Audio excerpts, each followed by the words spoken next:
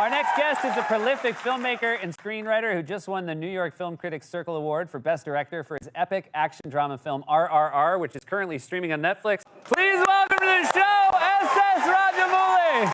SS. Rajamouli एक ऐसा director जिसकी फिल्में आज इंडियन सिनेमा के लिए स्टैंडर्ड बन चुकी है। भले ही आज इंडिया में कितनी भी बड़ी बजट की फिल्म बनकर रिलीज हो जाए, भले ही वो कितना बड़ा बज बना ले, लेकिन एट द एंड पॉइंट अगर वो फिल्म राजामौली की फिल्मों की तरफ परफॉर्म नहीं कर पाती तो लोग उसे इंडिया की बड़ी फिल्म कभी नहीं मानते। अनफॉर्चुनेटली इस वक्त अब यही हाल रामायण मूवी का भी हो रहा है। इवन जब से इस मूवी का ट्रेलर आया है तब से नमित मल्होत्रा को लोग यही बोल रहे हैं, बेटा तुमसे ना हो पाएगा, हमें तुम्हारे लक्षण बिल्कुल ठीक नहीं लग रहा है, तुमसे ना हो पाएगा। लोग रामायण के ट्रेलर के विजुअल्स को राजामौली की फिल्मों से कंपेयर कर रहे हैं। रीजन है राजामौली की फिल्म मेकिंग स्टाइल। अब नो डाउट राजामौली ने इंडिया को सिर्फ सुपरहिट फिल्में ही नहीं दी हैं, उन्होंने इंडियन ऑडियंस की एक्सेप्टेशन लेवल को इतना ऊपर पहुंचा दिया है कि हर बड़ी फिल्म को लोग उसी स्केल पर जज करते हैं। आज हालत ये हो गई है कि जब भी इंडिया में कोई बड़ी पैन इंडिया फिल्म या माइथोलॉजिकल फिल्म अनाउंस होती है तो लोग सबसे पहले उसे राजामौली की फिल्मों से कंपेयर करते हैं। जबकि देखा जाए तो साल 2026 में राजामौली की कोई भी फिल्म रिलीज नहीं होने वाली है। फिर भी रामायण का ट्रेलर देखकर सोशल मीडिया पर सबसे ज्यादा जिस डायरेक्टर की बात हो रही है वो है एस.एस. राजामौली। सो आज की इस वीडियो में हम यही जानने वाले हैं कि आखिर कैसे रामायण के ट्रेलर ने ये साबित कर दिया कि एस.एस. राजामौली एक जीनियस फिल्म मेकर है। क्यों रामायण के ट्रेलर के बाद से ही लोग एस.एस. राजामौली की फिल्मों की तारीफ कर रहे हैं। आखिर ऐसा क्या होता है राजामौली की फिल्मों में जो ऑडियंस उनकी फिल्मों से इतना कनेक्ट हो जाती है। एंड लास्ट क्वेश्चन जो इस मूवी का मेन क्वेश्चन भी होने वाला है कि क्यों नमित मल्होत्रा चाह कर भी एस.एस. राजामौली से बेहतर रामायण मूवी को नहीं बना सकते। अब गाइस देखो, एस.एस. राजामौली इंडियन सिनेमा के एक लौते डायरेक्टर हैं जिनकी असली वैल्यू हमें उनकी फिल्म रिलीज होने पर नहीं बल्कि किसी और दूसरे डायरेक्टर की फिल्म रिलीज होने पर समझ में आती है। रामायण का ट्रेलर इसका सबसे बड़ा एग्जाम्पल है, क्योंकि इस ट्रेलर ने सिर्फ रामायण को नहीं दिखाया बल्कि यह भी दिखा दिया कि राजामौली अपनी फिल्मों में कौन सी ऐसी चीज करते हैं जो बाकी फिल्म मेकर्स हर बार मिस कर देते हैं, और कैसे यही एक छोटी चीज उन्हें एक जीनियस डायरेक्टर बना देती है। अब वन वर्ड में कहें तो इंडियन सिनेमा में कुछ डायरेक्टर्स फिल्म बनाते हैं और कुछ डायरेक्टर्स इंडियन सिनेमा के स्टैंडर्ड को सेट करते हैं। एस.एस. राजामौली उन्हीं लोगों में से एक हैं। राजामौली की सबसे बड़ी खासियत ये नहीं है कि वे केवल बड़े बजट की फिल्में बनाते हैं, बल्कि उनकी सबसे बड़ी खासियत ये है कि उन्हें पता होता है कि ऑडियंस आने वाले 5-10 सालों में क्या एक्सेप्ट करने वाली है। वो आज के हिसाब से फिल्में नहीं बनाते बल्कि आने वाले समय के हिसाब से फिल्में बनाते हैं। यही वजह है कि उनकी हर फिल्म अपने समय से एक कदम आगे ही लगती है। वहीं जब दूसरे डायरेक्टर्स किसी ट्रेंड को फॉलो कर रहे होते हैं तब राजामौली अगले नए ट्रेंड को क्रिएट करने की तैयारी कर रहे होते हैं। इसी लॉन्ग टर्म विजन की वजह से राजामौली को इंडियन सिनेमा का जीनियस फिल्म मेकर माना जाता है। और इसीलिए अब रामायण का ट्रेलर आने के बाद सबसे बड़ा सवाल यही उठा है कि आखिर लोग इस फिल्म की बात करने के बजाय अचानक एस.एस. राजामौली की फिल्मों की तारीफ क्यों कर रहे हैं। तो गाइज इसका जवाब छुपा है एस.एस. राजामौली की फिल्म मेकिंग स्टाइल में। देखो, आजकल इंडिया में बड़े विजुअल्स बनाना कोई बड़ी बात नहीं है। जिसके पास पैसा है वो हॉलीवुड की वीएफएक्स कंपनी को हायर कर सकता है, हजारों सीजीआई शॉट्स बनवा सकता है, करोड़ों रुपए ग्राफिक्स पर खर्च कर सकता है। लेकिन प्रॉब्लम तब शुरू होती है जब उन विजुअल्स में प्योर सोल ही नहीं फील होता। यही सबसे बड़ा डिफरेंस है राजामौली और बाकी फिल्म मेकर्स के बीच। राजामौली की मूवीज टोटली वीएफएक्स पर डिपेंडेंट नहीं होती, बल्कि वीएफएक्स जैसी चीज को वो एक टूल की तरह यूज करते हैं। उनका पूरा फोकस इस बात पर होता है कि ऑडियंस स्क्रीन पर जो देख रही है वो रियल फील होना चाहिए। इसीलिए उनकी फिल्मों में चाहे वाटरफॉल हो या महिष्मती साम्राज्य हो या आरआर का ब्रिज सीक्वेंस हो या बाहुबली वॉर सीक्वेंस, हर फ्रेम रियल लगता है। अब वहीं दूसरी तरफ रामायण का ट्रेलर ही देखिए। टेक्निकली इसका ट्रेलर पूरी तरह बुरा नहीं है, बट पूरी तरह अच्छा है ये भी नहीं बोल सकते, क्योंकि इसके ट्रेलर के साथ प्रॉब्लम ये है कि इसमें कई सीन्स ओवर द टॉप लग रहे हैं। चाहे बात करें रावण के क्राउड वाले सीन की या राम के रूप में रणबीर कपूर के डेमन फाइट सीक्वेंस की या शूर्पणखा के एंट्री सीन हो या कुंभकर्ण का फाइट सीन्स, ये सारे सीन्स इतने बकवास और कार्टून टाइप हैं कि इनकी वजह से ट्रेलर काफी एवरेज फील होता है ओवरऑल। इसीलिए इस ट्रेलर को देखकर हमें राजामौली की फिल्मों की याद आती है और लोग उन मूवीज को याद करके राजामौली की तारीफ कर रहे हैं। उनका मानना है कि एस.एस. राजामौली के जैसा मूवीज सिर्फ एस.एस. राजामौली ही बना सकते हैं। अब ये सब तो ठीक है, बट एस.एस. राजामौली की फिल्में ऑडियंस से इतनी कनेक्ट कैसे हो जाती हैं? कैसे लोग उनकी मूवीज के हर पार्ट से कनेक्टेड रहते हैं? तो गाइज इसका जवाब बहुत सिंपल सिंपल है, राजा मौली सिर्फ मूवीज नहीं बनाते, वो ऑडियंस को एक एक्सपीरियंस देते हैं। उनकी फिल्में लार्जर देन लाइफ जरूर होती हैं, लेकिन कभी फेक फील नहीं होती, इसीलिए ऑडियंस उनकी बनाई हुई वर्ल्ड बिल्डिंग पर आसानी से बिलीव कर लेती है। दूसरी बात है उनकी प्रेजेंटेशन, जो हॉलीवुड लेवल की होती है। उनके हर मूवी सीन्स का एक पर्पस होता है, हर मोमेंट ऑडियंस को अगले सीन के लिए एक्साइटेड रखता है। इसी वजह से उनकी कोई भी फिल्म बोरिंग फील नहीं होती, और शायद यही राजा मौली का सबसे बड़ा जीनियस क्वालिटी है। उन्हें पता है कि ऑडियंस क्या देखना चाहती है और क्या नहीं, बल्कि कैसे देखना चाहती है, इसलिए उनकी फिल्में सिर्फ उस वक्त इंटरटेन नहीं करती, बल्कि सालों तक दिमाग में रहती हैं। वेल, अब आते हैं इस वीडियो के लास्ट और मूवी के मेन क्वेश्चन पर, जो कि है कि क्यों नमित मल्होत्रा चाहकर भी एस.एस. राजामौली से बेहतर रामायण को नहीं बना सकते। अब देखो, एस.एस. राजामौली सिर्फ डायरेक्टर नहीं है, वो राइटर, स्क्रीन प्ले डिजाइनर और विजुअल नरेटर भी हैं। फिल्म का हर क्रिएटिव डिसीजन उन्हीं के माइंड से निकलता है। नमित मल्होत्रा प्रोड्यूसर हैं। प्रोड्यूसर वो होता है जो रिसोर्सेज दे सकता है, लेकिन ऑडियंस क्या फील करेगी, किस सीन पर गूज बम्प्स आएंगे, किस शॉट्स की टाइमिंग क्या होगी, ये डायरेक्टर डिसाइड करता है। इसीलिए राजामौली को बीट करने के लिए बजट नहीं बल्कि विजन की जरूरत है। यही कारण है कि एस.एस. राजामौली से बेहतर रामायण और महाभारत जैसी एपिक सब्जेक्ट्स को कोई नहीं बना सकता। हाँ, नमित मल्होत्रा कुछ हद तक बेहतर बना सकते हैं, बट पूरी तरह बिल्कुल ही नहीं। वो तो केवल एस.एस. राजामौली के साथ ही पॉसिबल है। तो बस यही वजह है कि रामायण के ट्रेलर आते ही लोगों ने नमित मल्होत्रा से ज्यादा एस.एस. राजामौली की बात करनी शुरू कर दी, क्योंकि बड़े विजुअल्स बनाना आसान है, लेकिन ऐसे विजुअल्स बनाना जो सालों तक लोगों के दिमाग में रहे, वही असली फिल्म मेकिंग होती है। और इस चीज में एस.एस. राजामौली काफी आगे हैं। वैसे आपको क्या लगता है, क्या नमित मल्होत्रा की रामायण एस.एस. राजामौली की फिल्मों से बड़ी हो पाएगी? अपना ओपिनियन नीचे कमेंट में जरूर बताएं, मैं आपके कमेंट्स का वेट करूंगा। अब मिलते हैं अपनी नेक्स्ट वीडियो में, तब तक के लिए हर हर महादेव।